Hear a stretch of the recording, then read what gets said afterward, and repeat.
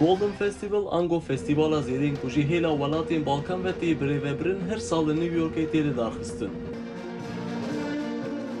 Festivala ku îsal ji bo cara 34 tê lidarxistin 2 roj devam kir û welatên Balkan ên mîna Romanya, Yunanistan, Bulgaristan û Macaristan tev li festivalê bûn.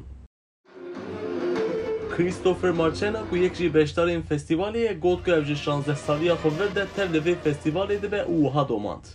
My name is Christopher Marchena. I grew up here in New York. Ez gelekî ji mûzik û mirovan hez dikim ji ber vê jî ji 16 saliya xwe vir de her sal tevî vê festivalê dibim. Armanca me guhdarîkirina mûzîkê ye dîlan û bihêzkirina pêwendiyên navxweyî di nav civatê de. Ez çanda xwe vedicînim ya goperçak ji jiyana min e. Laura Paneman ji armanca festivalê wekî civandina hemû mûzîsyenên kal û civan û profesyonel û amatör da pênasekirin û wiha got. Golden Festival sazûmanek wisa ye ku ji gelek deverên cuda komên muzîkê beşdar dibin û bêtir jî stranên Balkanî tên pêşkeşkirin. Armanca me li Amerîkayê di riya muzîkê hevgihandina komên cudayên etnîkî ye. Em ji muzîkê gelek hez dikin û amade ne ku muzîkê bi hezkirin muzîkê ra hevpar bikin. Di festivalê de ku bi tevî amûrên kevneşopî rexsên gelerî tên kirin, zêdetir jî 5 komên mûzîkê stranên xwe pêşkeş kirin. Matt Smith ku yek jî mûzîsyen û rêvebirên vê festivalê ye derheqê festivalê de wiha peyivî. I'm with Zlatan Usti. I'm one of the baritone players. I'm also one of the organizers of the festival.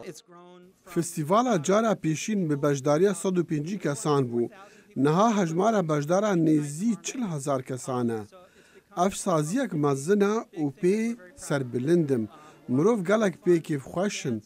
Ez li amûra Baritinhornê dixim ku nêzî 120 sala li Balkanê tê lêxistin.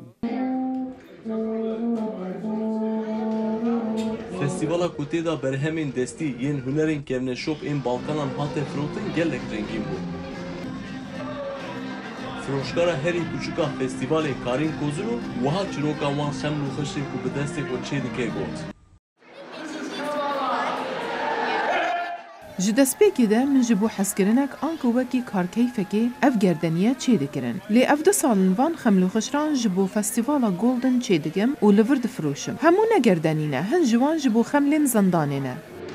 Sinan Tunçdemir, Dengê Amerîka, New York.